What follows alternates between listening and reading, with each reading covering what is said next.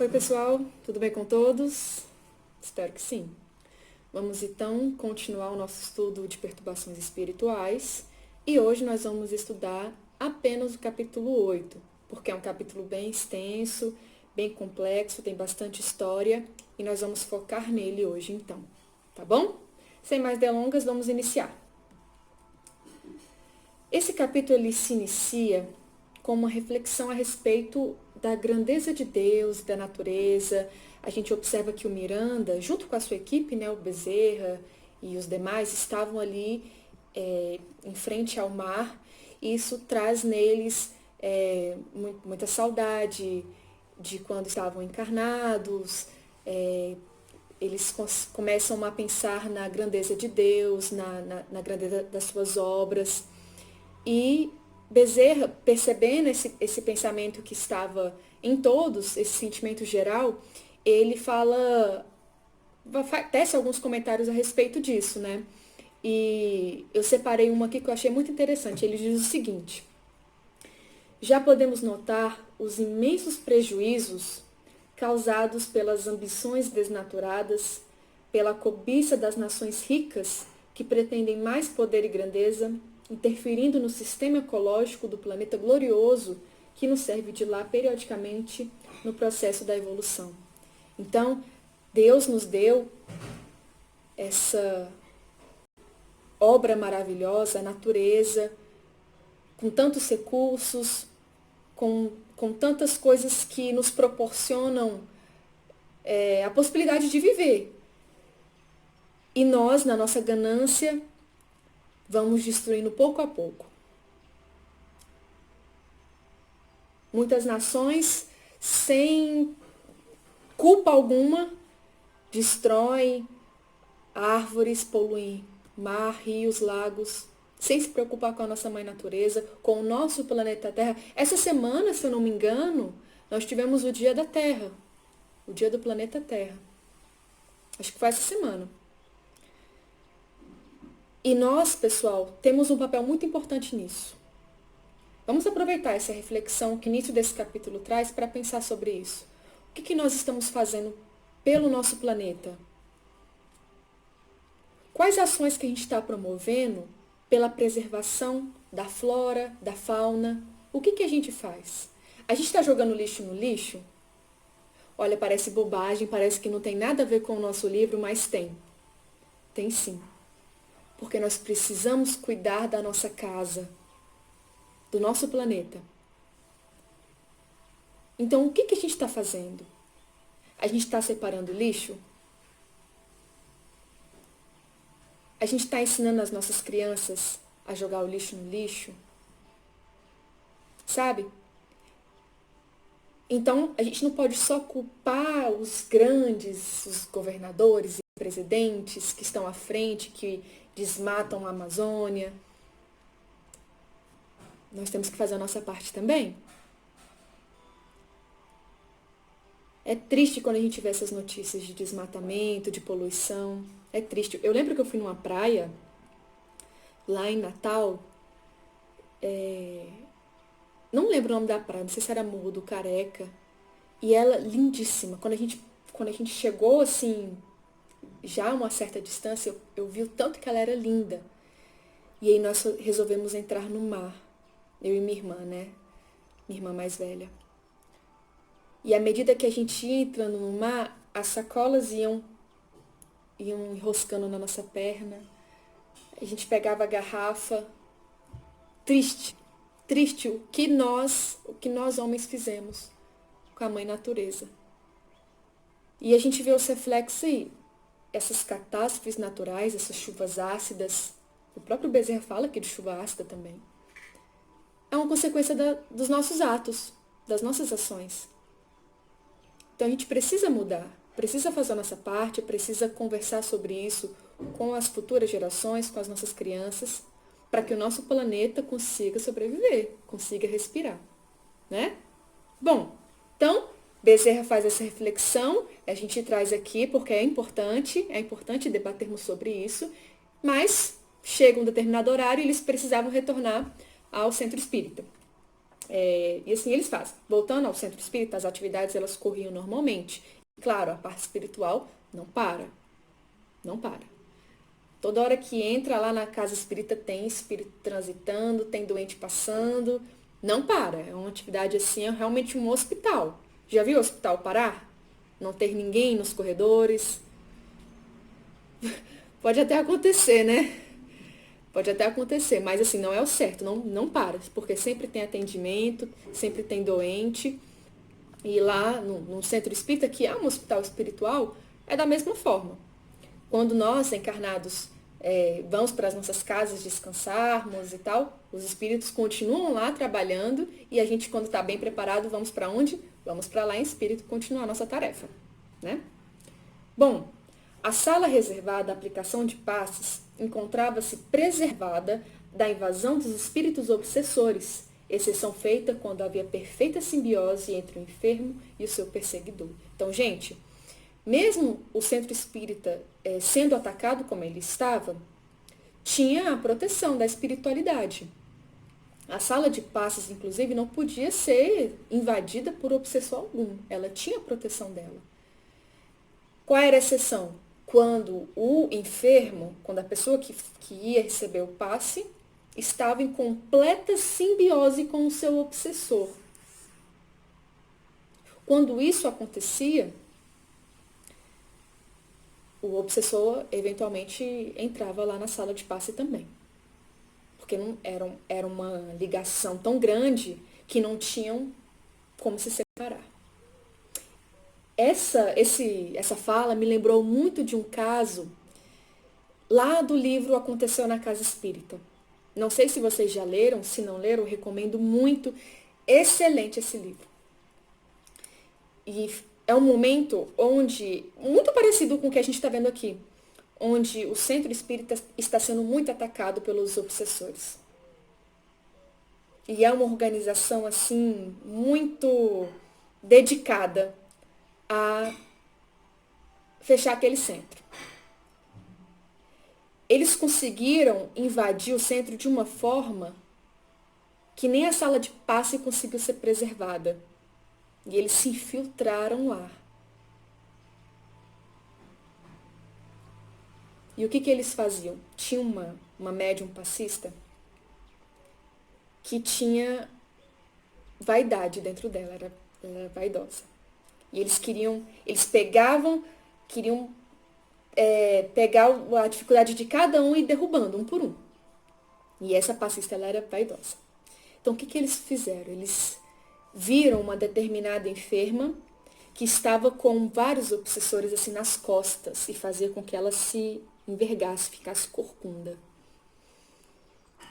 E aí, essa falange do mal se aproximou e conversou com esses espíritos, esses obsessores que estavam lá. E aí eles negociaram, falaram, olha, fica aí umas 6 semanas afastados. Ela vai lá pro passe. Quando a passista começar, vocês se afastam. Fica umas 6 semanas aí afastados e depois vocês voltam. E aí a gente dá... Fizeram lá uma troca qualquer. A gente dá isso em troca. E aí eles falaram que tudo bem. Aí a enferma vai lá para a sala de passe, senta justamente ali naquela passista, porque eles estavam tão infiltrados que eles conseguiam manipular tudo, até o lugar na fila. Ela sentou ali naquela passista. Quando ela começou a aplicar o passe, os obsessores se afastaram. E quando o passe foi terminado, a mulher conseguiu se reerguer as costas. E aí ela começou a exaltar a passista. Você é uma santa, você me curou, você é maravilhosa. No meio da sala de passe, se abraça. E a passista, né, vaidosa, ficou, não, para com isso, eu só fiz o meu trabalho.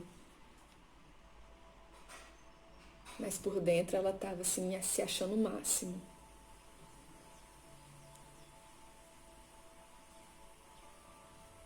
Esse livro é tão bom, eu tô com vontade de contar mais uma parte aqui. Não sei se eu vou contar, não.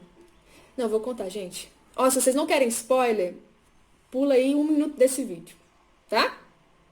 Gente, essa passista vai tão longe que ela queria várias coisas para ela dentro do centro, várias decisões, criar departamento só para ela. E o presidente do centro, que não concordava com aquilo, fala que não. E aí ela resolve fundar um novo centro espírita, onde ela pudesse comandar do jeito que ela quisesse. E vários membros daquela casa vão junto com ela, porque achavam que ela era uma médium excelente de cura, não sei o quê. Chocante, esse livro é muito bom. Ele realmente traz assim informações chocantes. Mas bom, isso é lá no Aconteceu na Casa Espírita, que nós estamos em perturbações espirituais e a sala de passe estava preservada, com exceção daqueles enfermos que estavam em completa simbiose com seus obsessores. Logo mais, iria acontecer um trabalho mediúnico. E o Miranda traz uma informação muito importante aqui pra gente, a respeito do ambiente onde o trabalho mediúnico se realiza. Olha o que ele diz.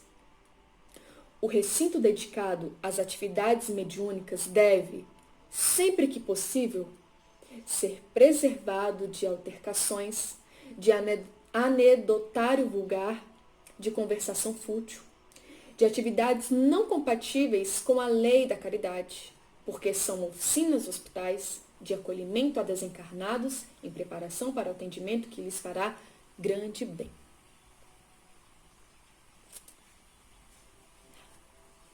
Todo centro espírita é um ambiente que tem que ser preservado, claro. Mas a sala mediúnica ainda mais. Então, o que a gente não pode fazer numa sala mediúnica? Não podemos conversar bobagens, futilidades.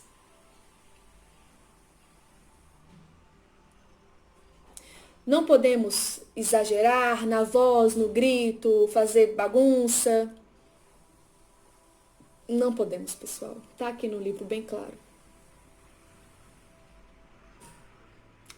Eu vou citar o exemplo da nossa casa espírita, né? A nossa sala mediúnica, ela acontece várias outras atividades.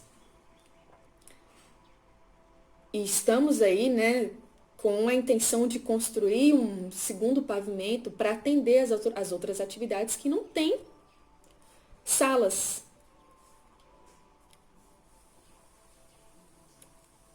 Por isso, né, nos esforçamos aí nas feijoadas, em rifas e outras coisas, bazar, para que a gente consiga construir um segundo pavimento, porque realmente a sala mediúnica, ela tem que ser para o trabalho mediúnico. Claro, ele falou que sempre que possível, né?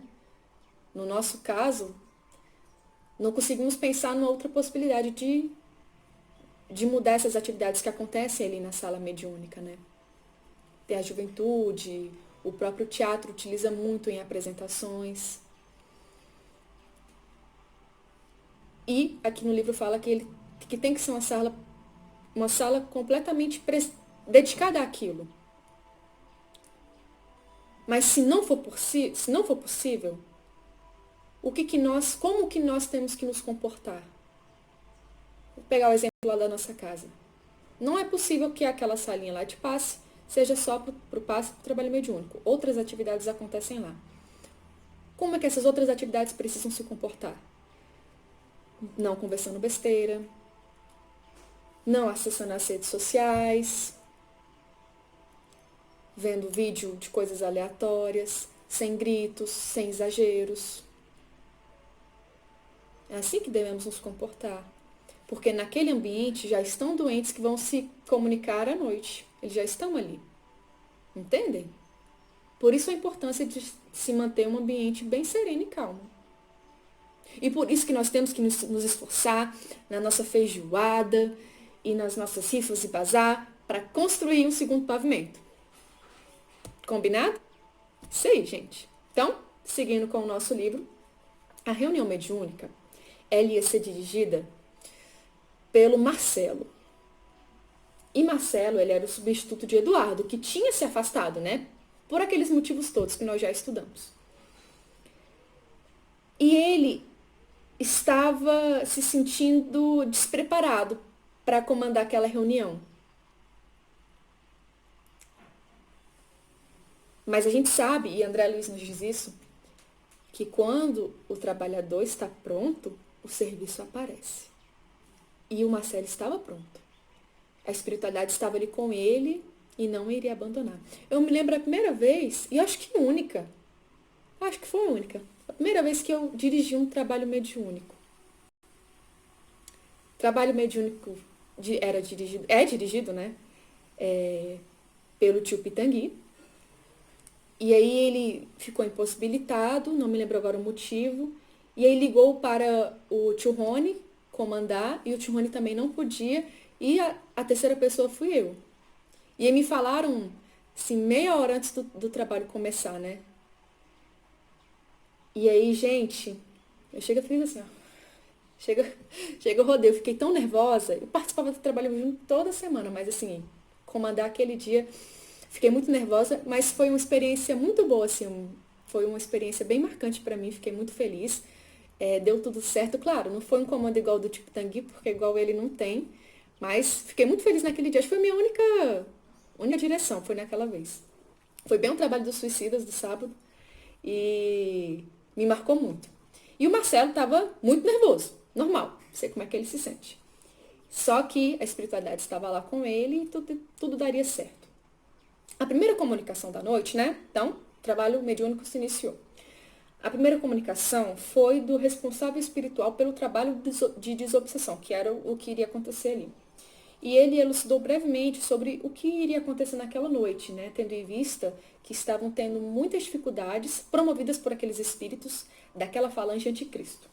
E eles estavam trabalhando naquele centro espírita para tentar desestabilizar todo mundo e em uma sociedade espírita de um bairro vizinho.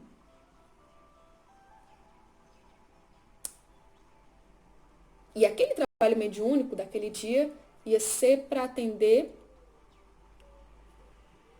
o centro espírita irmão daquele outro bairro. Vamos entender melhor.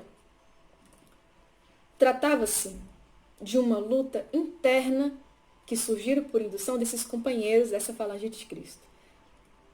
A gente está falando agora, prestem atenção. O trabalho mediúnico está acontecendo lá no centro espírita do Eduardo, da Iracema, do Marcelo. Está acontecendo lá. Mas o atendimento da noite vai ser um atendimento especial para um outro centro espírita de um bairro vizinho. O que estava acontecendo nesse outro centro espírita? Uma divisão de seus trabalhadores. Ele era comandado por duas irmãs, e metade do centro estava com uma e metade do centro estava com outra. Estava tendo essa divisão. E essa divisão estava sendo promovida por quem? Pela falange anticristo. Certo? Vamos entender melhor essa história. Uma das irmãs, era mais experiente, mais humilde, e ela assumira o compromisso de manter fidelidade a quem? A Kardec. O grande foco dela era o trabalho assistencial. E ela dedicava tudo que ela tinha, todas as energias e forças dela a isso, a esse trabalho, essa caridade sem fronteiras, assim. Dava tudo para isso.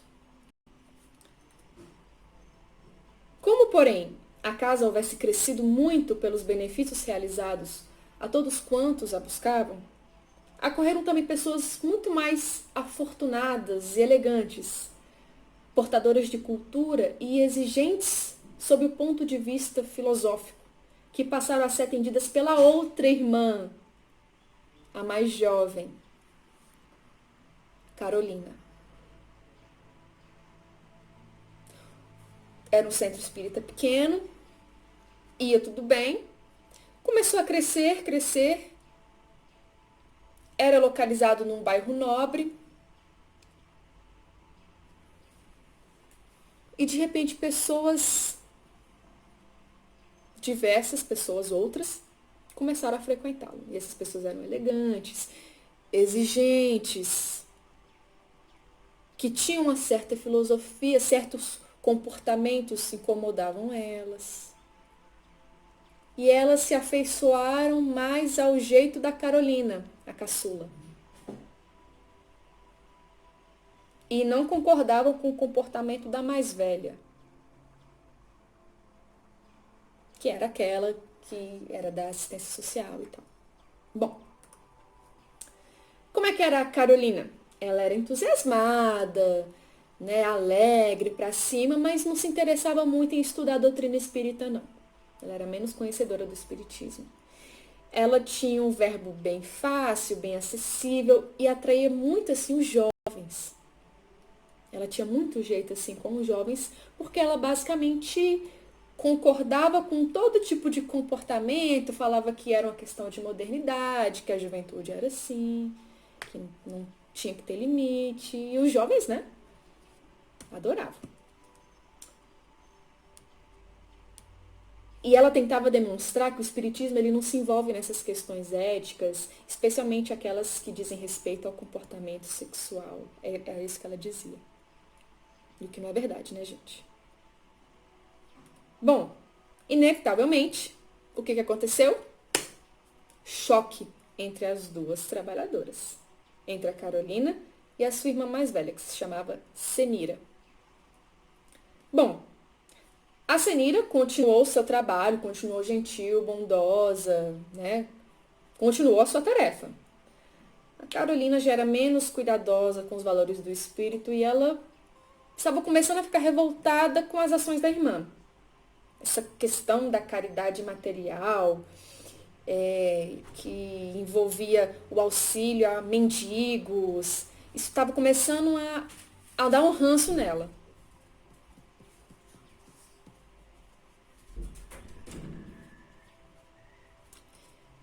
Bom, a espiritualidade estava ficando atenta com tudo isso que estava acontecendo e esperando o momento certo de agir. Era distribuída uma sopa. Essas são as atividades que a Carolina desenvolvia.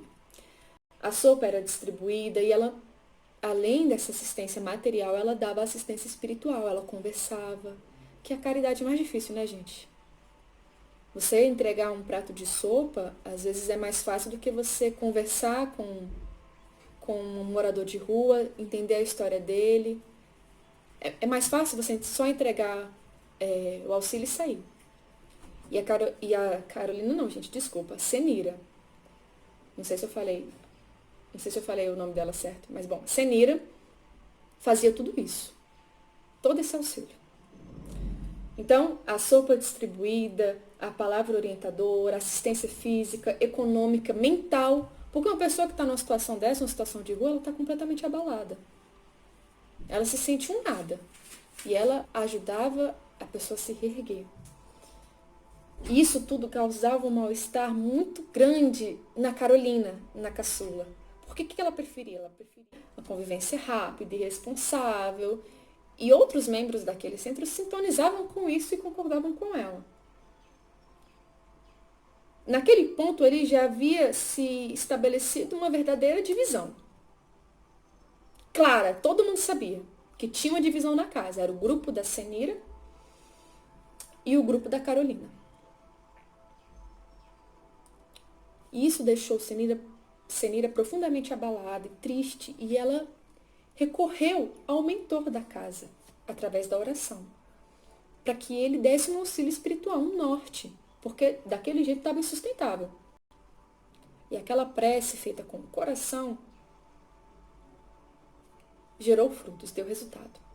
A espiritualidade ia continuar agindo, mas dessa vez de uma maneira mais direta.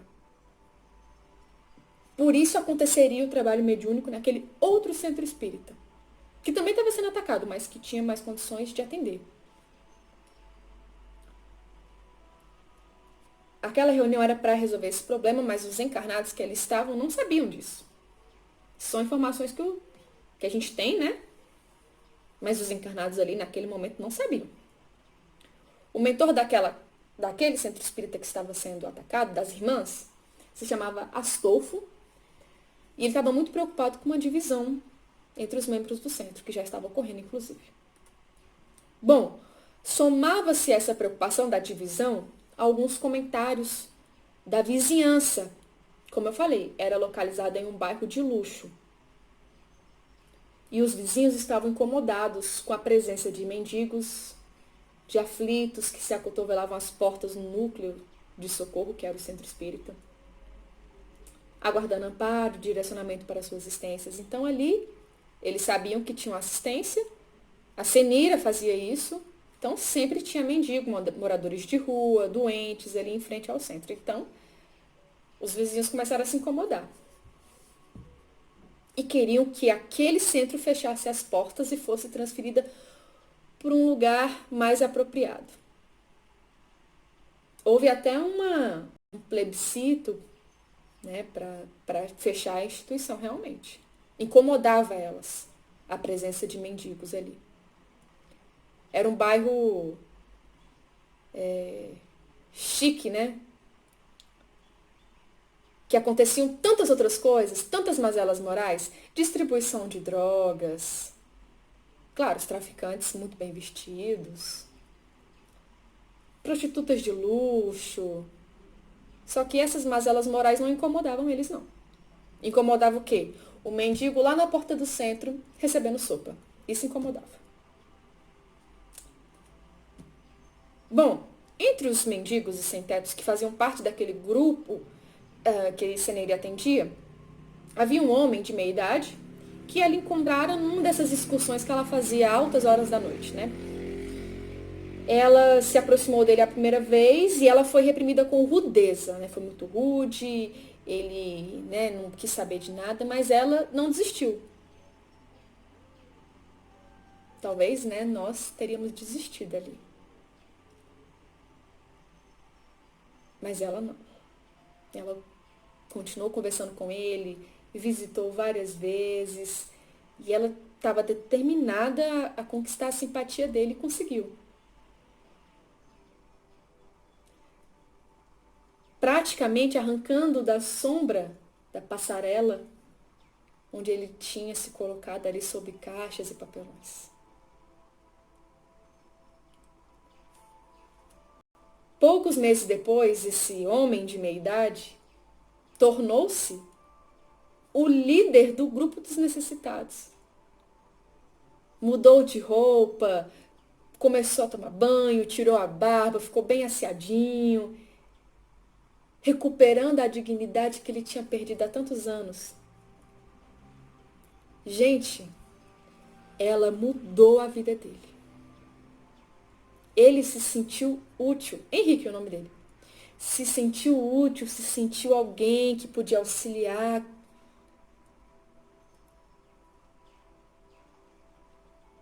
Olha essa caridade, gente. Essa é a verdadeira caridade.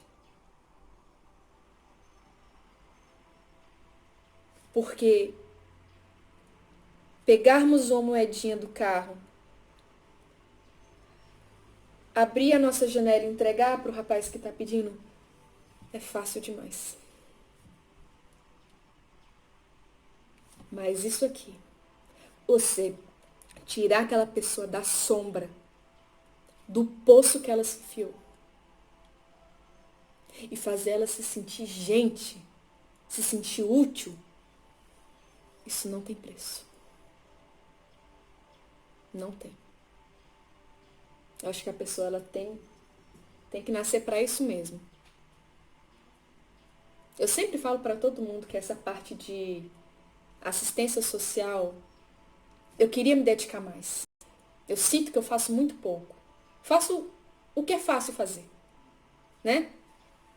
Ah, a pessoa está precisando disso, vamos lá, vamos dar. Sabe, mas aquela entrega, aquela renúncia, eu sinto falta disso. E até o fim da minha vida é uma coisa que eu vou conseguir superar. Vou apostar com vocês.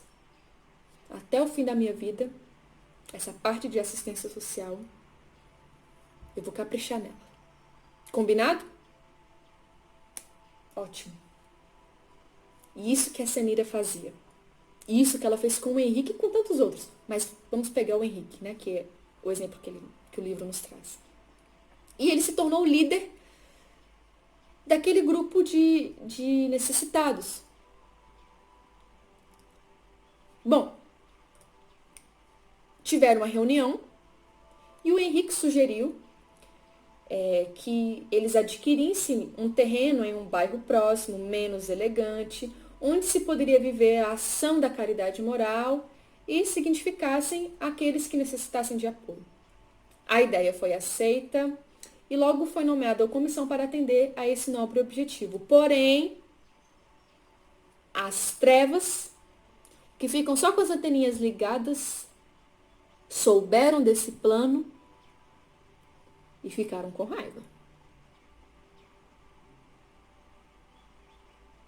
Queriam acabar com o centro de todo jeito. A hora era aquela. Eles estavam ali ampliando o trabalho de assistência. Isso não podia acontecer.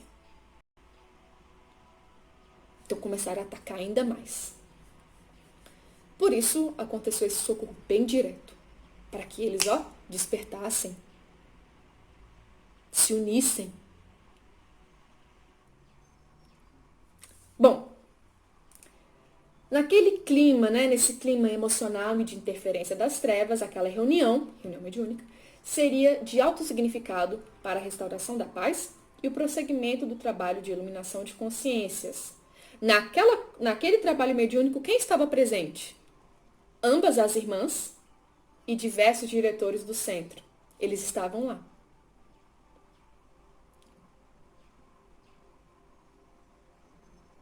Precisavam ouvir aquelas comunicações. Com certeza a espiritualidade deu um jeito para que com certeza eram casas irmãs, casas afins. Como, por exemplo, no nosso centro lá, o Campus da Paz, nós temos ali o Maria Madalena, Fraternidade Emmanuel e tantos outros, São casas irmãs.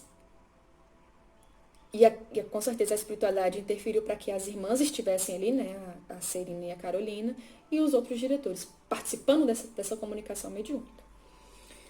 A Senira, a irmã mais velha, ela era uma portadora de uma sensibilidade mediúnica muito grande. E ela foi a que teve a primeira incorporação de um obsessor. Houve todo aquele processo, a mudança da fisionomia, da voz, e comunicou justamente aquele que estava responsável por fechar o centro dela, o centro que ela frequentava junto com a irmã. E o obsessor começa assim, o diálogo. Como se atrevem a impor-me esta situação desagradável? Faço parte do grupo dos novos dirigentes da instituição e mereço uma consideração que não me é oferecida. Eles já achavam que estavam no comando. Eu faço parte dos que dirigem a casa. Me respeita.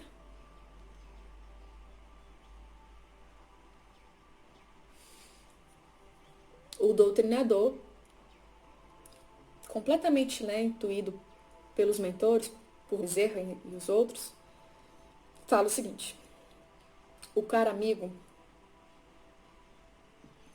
é muito bem-vindo à nossa reunião. Convidado que se encontra por Jesus Cristo, que é realmente o diretor da nossa instituição. Jesus é o diretor da instituição.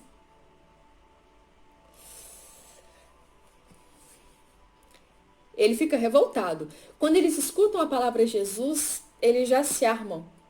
Porque o que os movia era justamente o ódio por Jesus. Eles tecem todo um diálogo, muito parecido com a comunicação mediúnica que nós vimos nos capítulos anteriores, falando que não gostava de Jesus, porque a sua doutrina era uma doutrina perversa, violenta, que disfarçava pregar o amor, mas na verdade matava vários em seu nome. Eles estavam muito fixados no que tinha acontecido na Inquisição, onde cristãos perseguiam os ditos hereges. Quem não era cristão morria, sob tortura, sob situações assim horríveis. E eles se prenderam a esse passado e não conseguiam, quase 1000 anos depois, não conseguiam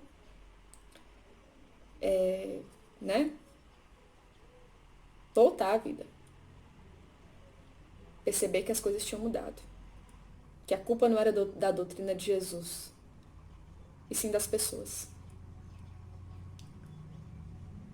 Bom, então eles conversam por um tempo, os mentores explicam que justamente isso, né, que as coisas tinham mudado, e é um momento de dar um choque assim de realidade no obsessor. E aí eles falam: reveja seu passado.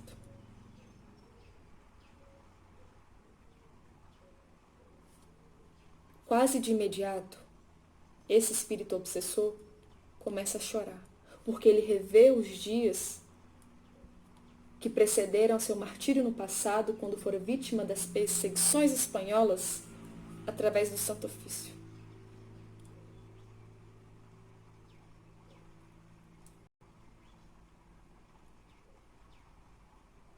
Tinha sido sim perseguido, né? Ele se achava uma vítima. Tinha sido perseguido, torturado e morto na época da Inquisição, porque não era cristão. E por isso ele nutria esse ódio. Porém, a sua mente, que estava ali como que se fosse um livro aberto, revelou outras coisas. E ele, naquela existência onde ele tinha sido martirizado, era, entre outras coisas, explorador de outros companheiros. Realizava um infame comércio de moedas com juros extorsivos. Não tinha piedade alguma a cobrança daqueles que não podiam pagar os empréstimos absurdos. E tudo isso estava sendo revelado naquele momento. Estava tudo sob a mesa.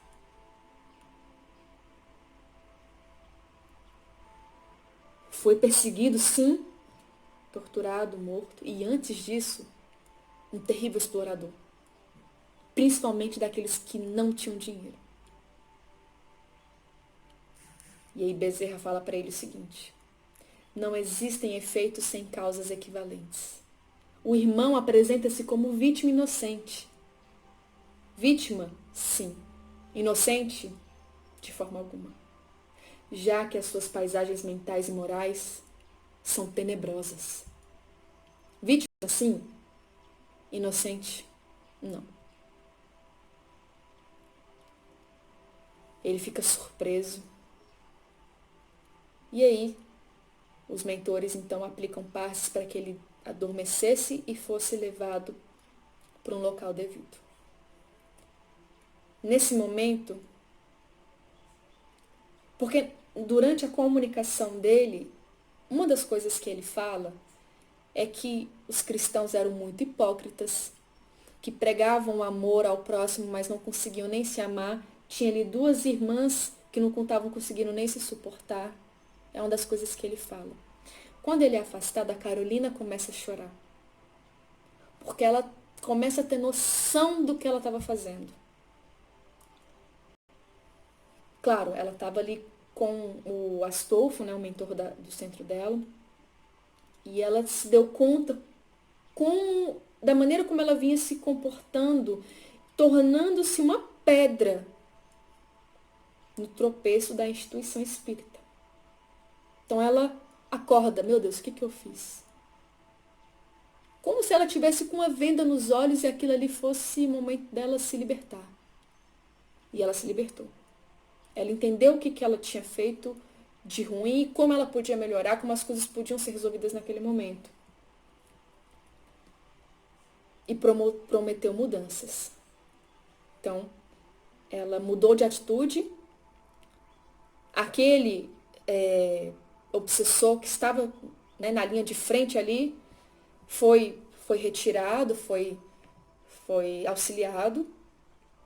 E a instituição tinha tudo para retomar ali os seus trabalhos no bem. Certo, pessoal? Esse é o nosso capítulo 8, né? E a reunião se encerra 10 da noite. E aí cada um vai para suas casas e missão cumprida naquele momento. Esse é o nosso capítulo 8. E espero que tenha ficado claro. Qualquer dúvida vocês me procurem, tá certo? E até a próxima, se Deus quiser.